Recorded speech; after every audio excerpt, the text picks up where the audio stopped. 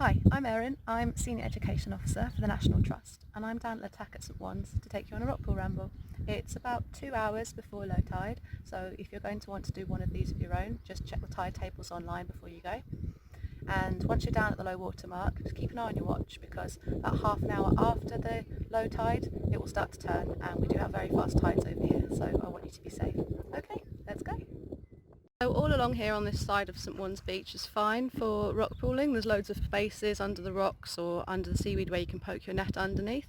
I'm going to take the route that we normally take when we do the Rockpool Rambles for the National Trust, and that's down the end of this breakwater. There's like a big long gully that runs towards the sea, so I'm going to follow that all the way down to the low water mark. Just whilst I'm making my way down to the low water mark, I thought I'd talk you through what I have with me, just in case you do want to do one of these of your own. I've got a fishing net. You don't really need anything too big or fancy, just something small that you can poke underneath the seaweed and catch any slippery fish that you might find underneath a rock. I've got a bucket to put my finds in and a National Trust rock pool guide. I also have a species book in my rucksack. I'm always coming across new things that I've never seen before, and I'm a bit rusty on my crab species, so I was hoping to brush up on those. I'm also wearing on my feet, I don't know if you can see those, a pair of wellies. The rocks here can be really sharp, so I definitely wouldn't recommend barefoot, and sandals are a bit slippery, so if you've got a pair of wellies or an old pair of trainers, those should protect your feet, and of course a hat to make sure I'm protected from the sun. So I'm just making my way down the main gully to the low water mark, and I wanted to stop and show you these beautiful sea anemones here, these purple and green ones. All the sea anemones have got stingers in the end of their tentacles that they use to catch small shrimps and fish that drift past in the stream flow. And these ones are called snake locks anemones, and they do look rather like snakes in their tentacles. I can find under this weed.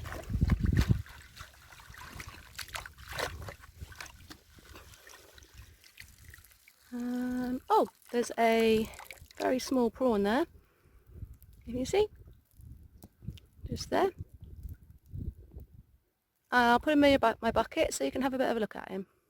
Just put this small prawn in my bucket that I found underneath the seaweed by dragging with my net, so you can have a better look at it. It's a bit small for the dinner table, unfortunately. There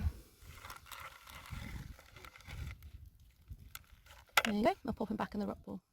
Give this rock a turn to show you how it's done so you don't hurt yourself or the creatures that are living underneath it. So you bend down with your knees so you don't hurt your back, and then you put your hands, you should really use both hands, but I have to hold the camera, so yeah, but normally 2 hands, or if it's really heavy, get an adult to help you, and you just lift it up like this towards yourself. Now it doesn't look like there's much under here, but if you look kind of closely, there's all these little invertebrates, little mud skippers and things that have sheltered under here when the tide was dropping. So if you leave it this way up, then unfortunately this whole habitat, this little home for all these creatures, will dry out in the sun, and they will die. So just make sure when you finish looking underneath the rock, even if it looks like there's nothing underneath here, you just pop it back where you found it. Okay, just turn this over and see what I can see. Okay, so there we've got a species of brittle starfish. See, it's got like really long arms there, and also just over here another 2 cushion starfish. I'm not going to leave it out of the water for too long because starfish have got a way of breathing that means they can't stay out of the water, so I've got to pop it back over. But there's a cushion starfish and a brittle starfish. Wonderful. Ooh, really big fish there. I'll pop it in my bucket so we can have a better look. So this, I'm pretty sure, is a species of goby, and because I found it under a rock, it's probably a rock goby, but another way you can tell is it's got like an orange stripe on its top fin. You can see it from there. Okay, so I'm going to go let it go next to the rock that I found it under so I can go back to its home. Okay, looks like this is a hairy crab. As you can see, it is very hairy. Velvet swimming crabs are also hairy, but they have flat back legs for swimming with, and this one doesn't. So I suspect we have here a hairy crab. This here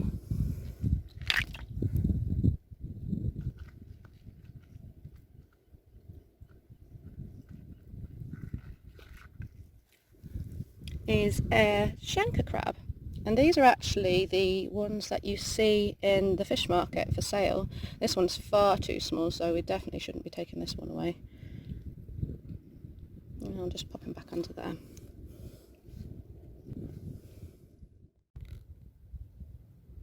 So this little fella is called a broad-clawed porcelain crab, and they've got really flat bodies and flat claws as well. They're slightly hairy, a bit like the hairy crabs that we saw earlier. What's under here? Oh, lots of porcelain crabs. I think it's a porcelain crab kind of day today. What's under here? Oh, now under there, just, where is it? Just here, there's a starfish. And be really careful with it. And I'm going to put it in water straight away because starfish can't breathe. They will die if they're out the water for too long. So I found this just under a rock. This is a species of starfish. It's called a cushion starfish. And you have to make sure you put them in water really quickly because they suffocate if you leave them out for too long. It's a special way that they breathe. And interestingly, I was down here the other day and I found one of these which had what looked like 2 legs missing, or 2 arms. And I found out that they can actually regrow their arms, which is really interesting. So I just found this guy whilst I was digging under the seaweed with my net. This is a species of sea slug. It's called a sea hare. And you can see it's got the feelers at the front, which actually do look a little bit like hare's ears, or rabbit's ears.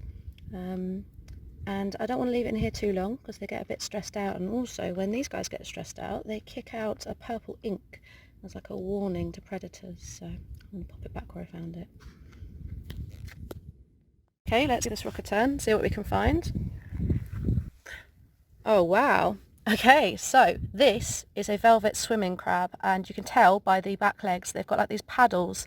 See there, flat paddles on their back legs for swimming with, and they've got bluey joins in their legs, like a very blue colour, and really red eyes, which is kind of a little bit scary. There we go. That's a velvet swimming crab. Oh, there's another goby there. I think that's a slightly different species because it's a bit darker. Let's see what's under here. Okay, we've got another Chancre crab there and a little broad-clawed porcelain crab just there. And here, I don't know if you can see that, that's a hermit crab. And hermit crabs can actually decide which shell they want to move to, so when they get a bit big, when it's safe, they'll scamper out of their shell and go move into another one.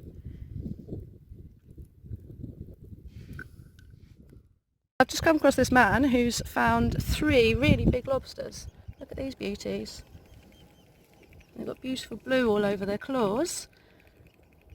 And he found those by poking a hook to little holes in the rocks. Let's give this rock a turn. Oh, another velvet swimming crab just scampered out over there. So this is an ormer. There. It's a Jersey shellfish, or it's eaten quite commonly in Jersey, and usually you find them a lot lower down the tide mark. So those really low tides that you get at springtime are actually called in Jersey ormering tides, because there's a season for when you're allowed to go out and catch them, and you're only allowed to get certain sized ones, and this one's way too small to be eaten. Well, that's an ormer. How interesting. Let's rock a turn, see what we can find. Oh, okay, so I was looking for one of these earlier actually. These are one of my favourite little creatures. They're a bit like those.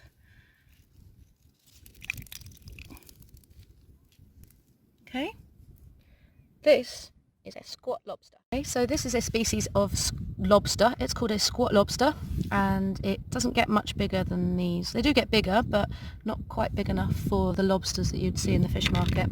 Now if I give it a bit of a pick up, you can have a better look at it. There we go.